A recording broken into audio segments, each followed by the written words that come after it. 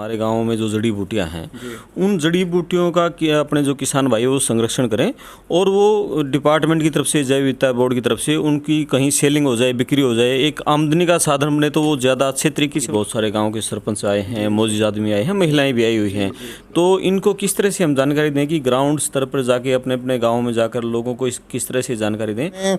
चाहे एग्रीकल्चर से संबंधित है, चाहे हॉर्टिकल्चर से संबंधित है, चाहे आपका एनिमल हस्बेंड्री से संबंधित है, फिशरीज से संबंधित है, पेड़ पौधों से संबंधित है। जी दोस्तों नमस्कार, मैं आपका दोस्त करमपाल गिल और आज हम बात करेंगे जैव विविधता के ऊपर। और इस मुद्दे पर बातचीत करने के लिए हमारे साथ खास मेहमान हैं हरियाणा राज्य जैव विविधता बोर्ड के chairman IFS doctor Vineet Garg.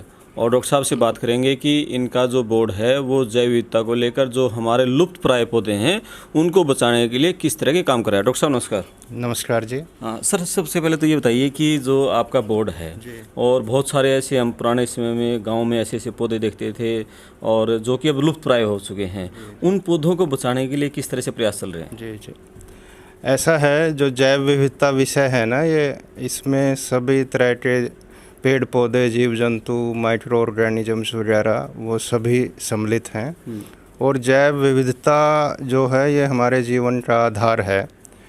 हम यदि इंडिया की बात करें तो हमारी पॉपुलेशन 130 करोड़ है, पूरे वर्ल्ड की बात करें तो हमारी पॉपुलेशन 700 करोड़ से ज़्यादा है।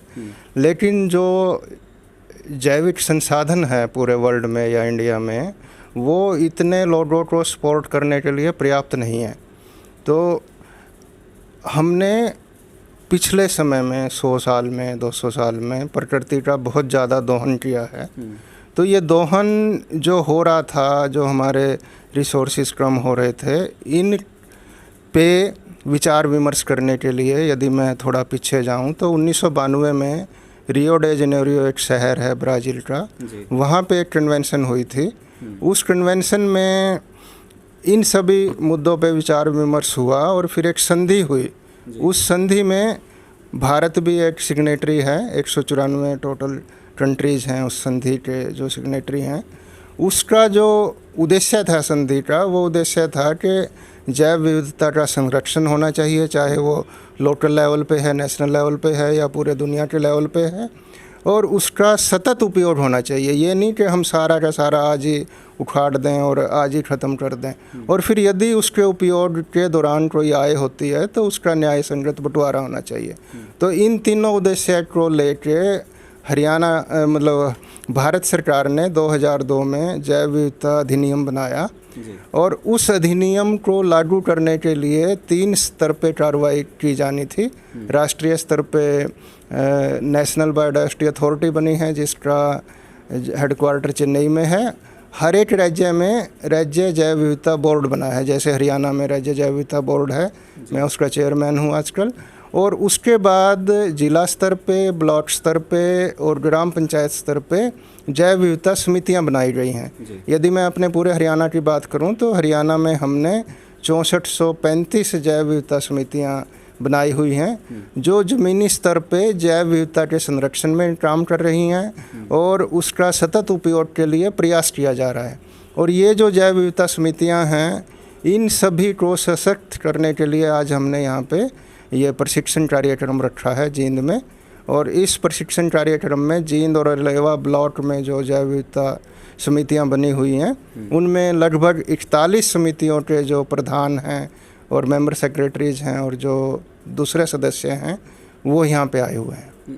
विनीत जी, जैसे हम देखते हैं कि हमारे गांव में इस तरह की बहुत सारे मतलब छोटे छोटे पेड़ पौधे होते थे या घास फूस के उसमें, और जिनका आयुर्वेदिक रूप से और हमारे जो पर्यावरण की बड़ा महत्व था, लेकिन जो आज की नई जनरेशन है उनको उन चीज़ों की जानकारी ही नहीं है। उन लोगों को जागरूक करने के लिए भी, ताकि वो चीज़ें वो लोग अपने स्तर पर उनको बचा सकें, उनका संरक्षण कर सकें, वो जानकारी भी दी जा रही है किसी तरह से? बिल्कुल। जो आज का हमारा ये प्रशिक्षण कार्यक्रम है, ये कार्यक्रम तो हमने स्पेशली जैव विविधता समितियों के लिए रखा है। और ये समितियां, जैसा मैंने आपको बताया कि इनका मुख्य उद्देश्य जो है वो इनके लोकल लेवल पे जो जैव विविधता है उसका संरक्षण तो है ही है, लेकिन जो पुराने समय की जड़ी बूटियाँ थी या पुराना हमारे बुजुर्गों के पास जो ट्रेडिशनल नॉलेज है, उस सारे को डॉक्यूमेंट करना भी है इस समिति का उद्देश्य। तो उसके लिए हम एक पीपल्स बायोडाइवर्सिटी रजिस्टर हम बोलते हैं उसे, जैव विविधता पंजिका बनाई जा रही है। तो उसमें चाहे एग्रीकल्चर से संबंधित है, चाहे हॉर्टिकल्चर से संबंधित है, चाहे आपका एनिमल हस्बेंड्री से संबंधित है, फिशरीज से संबंधित है, पेड़ पौधों से संबंधित है, जीव जंतुओं से संबंधित है, वो सारी की सारी जानकारी हम इस समय इन बीएमसी के माध्यम से एक पंजिका में रजिस्टर कर रहे हैं।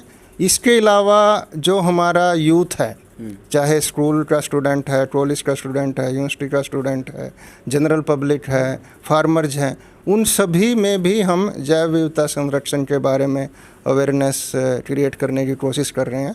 तो उसके लिए जैसे जब जब हमें कोई भी प्लेटफार्म मिलता है तो हम एग्जीबिशंस के माध्यम से और इस तरह के ट्रेनिंग कैंप के माध्यम से ये जागरूकता पैदा करने का प्रयास कर रहे हैं। ये जो आज सम्मेलन बुलाया है, हमने देखा कि बहुत सारे गांव के सरपंच आए हैं, मौजूद आदमी आए हैं, महिलाएं भी आई हुई हैं। तो इनको किस तरह से हम जानकारी दें कि ग्राउंड स्तर पर जाके अपने अपने गांव में जाकर लोगों को किस तरह से जानकारी दें, वो ग्राउंड लेवल पर किस तरह से वर्क हो रहा है और आपकी समितियां क्या काम करें ग्राउंड लेवल पर? जी, जो हर एक ग्राम पंचायत लेवल पे हमने जैव विविधता समिति जो बनाई है, इसमें बेसिकली टोटल 7 सदस्य हैं। एक प्रधान है, एक मेंबर सेक्रेटरी है। जो मेंबर सेक्रेटरी है वो जनरली जो ग्राम सचिव है उस एरिया का वो है। 2 महिला सदस्य हैं, एक एससी मेंबर हैं। तो इन सभी मेंबर्स को और चेयरमैन को मिलकर जो ये जैव विविधता समिति बनी हुई है, इनका जैसे मैंने आपको बताया कि मुख्य उद्देश्य संरक्षण का है, जैव विविधता का। यदि उसके सतत उपयोग के दौरान कोई आय होती है तो उस आय से दोबारा से जो जड़ी बूटियाँ थी गांव में या पेड़ पौधे थे या कोई कृषि से संबंधित कोई अच्छी प्रजाति थी, उसका संरक्षण और संवर्धन किस तरह से किया जाए, तो वो सारा काम ये करेगी समिति। और आज जो हमने यहाँ पे ये कार्यशाला रखी है, इस कार्यशाला में हम बहुत विस्तार से इनको ये बताएंगे कि इनका क्या उद्देश्य है, क्या जिम्मेवारियां हैं, किस तरह से इन्होंने संरक्षण करना है, और गांव के बाकी लोग हैं उनको आगे गांव में जाके इन्होंने किस तरह से इसके बारे में बताना है। वो जो हमने पंजी का बात की है कि जैव विविधता पंजी हर गांव में हर पंचायत लेवल पे बन रही है, उसके बारे में भी हम इनको डिटेल में बताएंगे।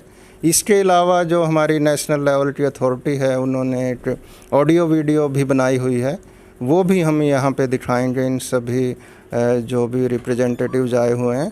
तो हमें उम्मीद है कि ये सारे कार्यक्रम यहाँ पे करने के बाद और जब ये आज यहाँ से वापस जाएंगे अपने अपने ग्राम पंचायत में, तो ये जो गांव के दूसरे वासी हैं, विलेजर्स हैं, उन सभी को ये जैव विविधता के संरक्षण के बारे में और ज़्यादा सशक्त कर पाएंगे। विनीत जी, इसमें ऐसा नहीं हो जाए कि जो आपने बताया कि हमारे गांव में जो जड़ी बूटियां हैं, उन जड़ी बूटियों का क्या अपने जो किसान भाई वो संरक्षण करें और वो डिपार्टमेंट की तरफ से, जैव विविधता बोर्ड की तरफ से उनकी कहीं सेलिंग हो जाए, बिक्री हो जाए, एक आमदनी का साधन बने, तो वो ज़्यादा अच्छे तरीके से उनका संरक्षण कर पाएँ? आप बिल्कुल सही कह रहे हैं। एक्चुअली हम हरियाणा की बात करें, हरियाणा को हम कहते हैं कि ये कृषि प्रधान राज्य है। 80% से ज़्यादा जो ज़मीन है यहाँ की खेती बाड़ी में यूज हो रही है। लेकिन कृषि प्रधान राज्य होने के साथ साथ हरियाणा में जो जैव विविधता है ना, उसकी भी बहुत बहुतायत है। यदि मैं पक्षियों की बात करूँ तो पूरे जो हमारा इंडियन सब कॉन्टिनेंट है, एशिया है, उसमें 1200 के लगभग पक्षियों की प्रजातियाँ हैं, जिनमें से 550 के आसपास प्रजातियाँ हरियाणा में पाई जाती हैं। इसी तरह से यदि पेड़ पौधों की बात करें तो आप ग्रामीण क्षेत्र से हो, जींद से हो, जींद के साथ अपना हिसार, फतेहाबाद, भिवानी एरिया है, इसमें बहुत सारे पुराने पेड़ पौधे हैं। सेल्वाडोरा है जिसको हम जाल बोलते हैं, और बहुत सारे पेड़ हैं यहाँ पे जो कि पुराने समय में जो हमारी बनी थी, अब क्योंकि वो कम हो गई हैं, बनियाँ थी यहाँ पे बहुत सारी। तो उन पेड़ पौधों का संरक्षण भी होना चाहिए और उनसे जो मेडिसिनल वैल्यू है, उनकी जो मेडिसिनल प्लांट्स भी बहुत सारे यहाँ पे होते थे पहले, अभी भी हैं। खेतों में भी कुछ ऐसी जड़ी बूटियाँ हैं जिनका आय हो सकती है जिनसे। तो जो हरियाणा राज्य जैव विविधता बोर्ड है, ये अभी इस प्रयास में प्रयासरत है कि जो हमने ये जैव विविधता समितियाँ बनाई हुई हैं, ये अपने स्तर पे उनका संवर्धन करें, उनको उगाएं और फिर हम कोई ऐसा जरिया बना पाएँ कि उनको उस प्रोडक्ट की जो है अच्छी वैल्यू मिल पाए। जी ये प्रयास अभी हमारा जारी है। जी।